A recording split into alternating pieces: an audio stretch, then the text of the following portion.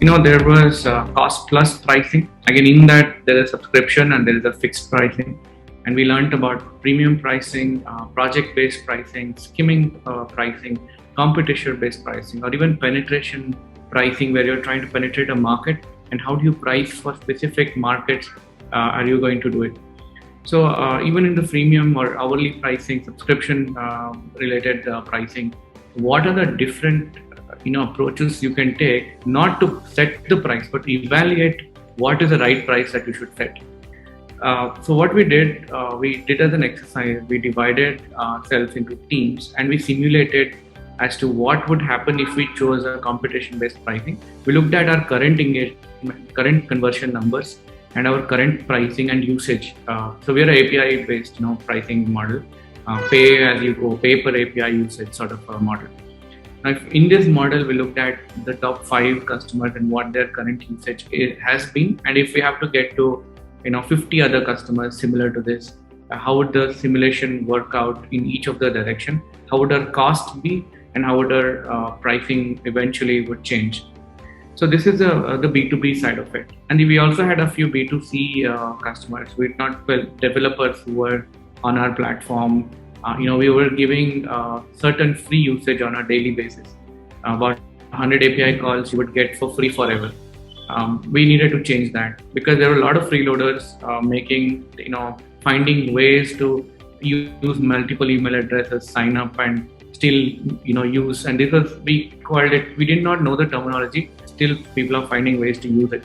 So we had several thousand such users. What we also did is we offered them a 15-day trial period for all such new signups for free, and you something like what Netflix model does. So they take your card, but they give you a first month free, and if you want to, you can cancel it within the 30 days or 15 days. Otherwise, you will be charged for it. Now this is a new type of a model, and another model that we came up with is a market first. Which we again understood because when we were looking at competition-based pricing, none of the competition had a pay-as-you-go. And because the pricing exercise also involved not just you doing things, but you'd also involve your customers. You would ask them, you'd find out. So we spoke to a few customers, and they would be happy with a pay-as-you-go pay-as-you-go model.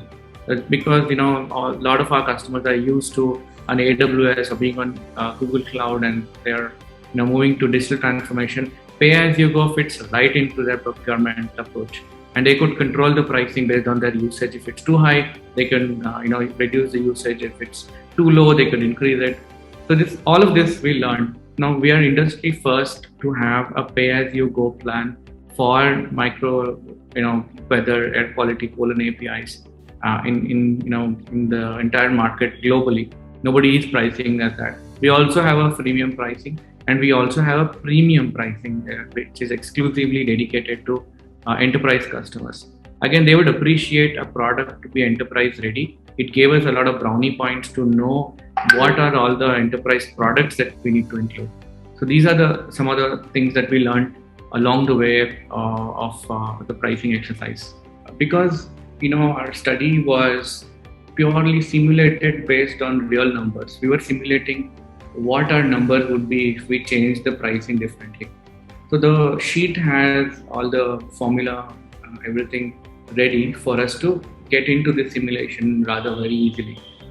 So we realized so competition-based pricing, let's say, I'm just giving numbers, said we could be at a revenue of $200,000.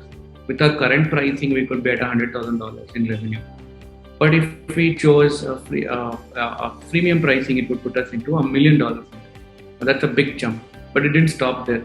Now, if we combine with value-based pay-as-you-go pricing, that would put us at a 10 million in revenue. So what we did, we still wanted to provide for the guys who want something for free. So we still have the free model. And we also have the premium value-based pricing, which also has a little bit mix on the competition, but where we clearly communicate to every user what they get and why this is premium.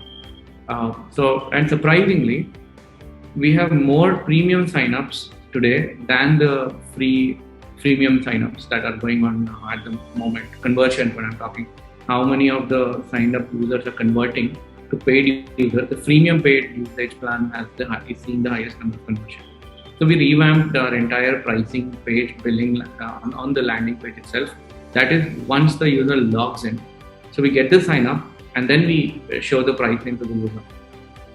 While then we give them access for the users to get a feel of the product.